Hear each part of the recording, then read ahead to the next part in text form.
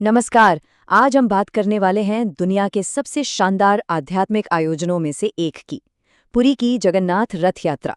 देखिए, ये सिर्फ एक जुलूस नहीं है, ये तो मानो आस्था का एक समंदर है जो सड़कों पर उमड़ पड़ता है। ये जो प्रार्थना है ना, जय जगन्नाथ स्वामी नयनपथगामी भवतु में, ये इस पूरे त्योहार का सार है। इसका मतलब है कि ब्रह्मांड के स्वामी भगवान जगन्नाथ खुद लोगों से मिलने के लिए बाहर आ रहे हैं। ये कोई आम त्योहार नहीं है, ये तो भगवान और भक्त के बीच सीधे जुड़ाव का एक बहुत ही अद्भुत उत्सव है। तो चलिए, इस कमाल की यात्रा को हम 5 हिस्सों में समझेंगे। पहले जानेंगे कि ये यात्रा होती क्यों है, फिर देखेंगे कि इसकी तैयारी कैसे होती है, इसमें राजा और प्रजा की क्या खास भूमिका है, उन बड़े बड़े रथों का क्या मतलब है, और आखिर में इस यात्रा का सबसे गहरा संदेश क्या है। तो सबसे पहला और सबसे बड़ा सवाल कि आखिर ये यात्रा होती ही क्यों है? क्या वजह है कि ब्रह्मांड के स्वामी को अपना आलीशान मंदिर छोड़कर सड़कों पर आना पड़ता है? जवाब बहुत सीधा है, सबको अपने पास बुलाने के लिए, सबको गले लगाने के लिए। ये साल का वो खास समय है जब भगवान अपनी प्रजा के बीच आते हैं, सारी बाधाओं को तोड़कर। जो लोग मंदिर के अंदर नहीं जा सकते ना, भगवान खुद उन तक पहुंचते हैं। तो ये एक ऐसी दिव्य यात्रा है जो भगवान और भक्त के बीच की सारी दूरियां मिटा देती है। अच्छा, अब ये देखते हैं कि इस महाउत्सव की तैयारी होती कैसे है।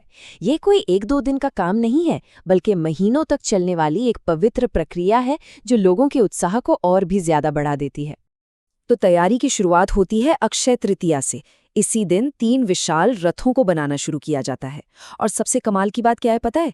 इनमें एक भी कील का इस्तेमाल नहीं होता।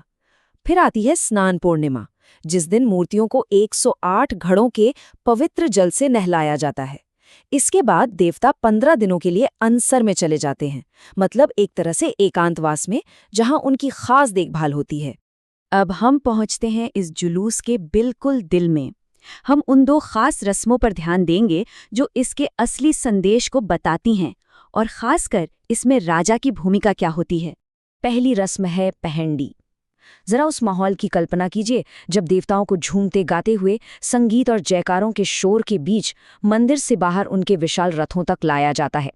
ये नज़ारा अपने आप में ही एक पूरा उत्सव है। और फिर आता है सबसे शक्तिशाली और सबसे प्रतीकात्मक पल, छहरा पहरा। इसमें होता क्या है?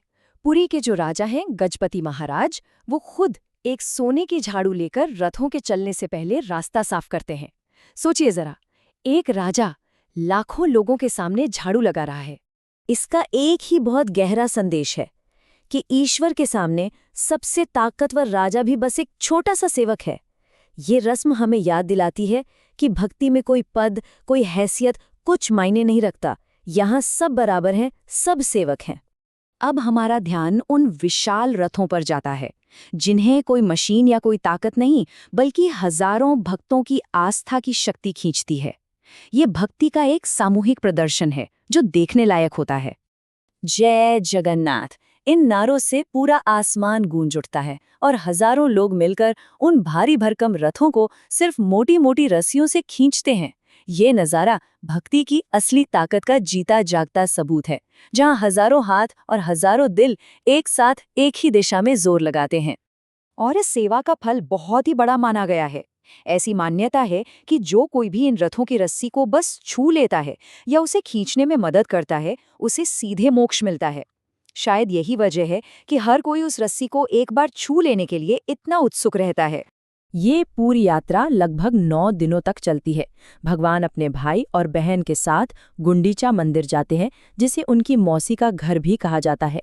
वहाँ कुछ दिन रुकने के बाद उनकी वापसी होती है, और इस वापसी यात्रा को बाहुड़ा यात्रा कहते हैं। और अब आते हैं इस पूरे त्योहार के सबसे जरूरी पहलू पर। इसका असली मतलब क्या है? इन सभी रस्मों और रिवाजों के पीछे छिपा गहरा संदेश क्या है? तो देखिए, सीधी सी बात है, ये यात्रा बराबरी का सबसे बड़ा उत्सव है। जब राजा झाड़ू लगाता है और आम इंसान रथ खींचता है, तो जाति, धर्म, ऊंच नीच, समाज के बनाए हुए सारे भेदभाव सब खत्म हो जाते हैं। ये यात्रा प्यार और एकता का संदेश देती है कि भाई, भगवान की नज़र में सब एक हैं, सब बराबर हैं। तो हम इस एक सवाल के साथ आज की बात खत्म करते हैं कि जब राजा और प्रजा के बीच का फर्क ही मिट जाता है, तो इस यात्रा का असली मतलब क्या है? क्या ये सिर्फ कुछ किलोमीटर की दूरी तय करना है या फिर उन सभी सीमाओं को पार करना है जो हमें एक दूसरे से अलग करती हैं?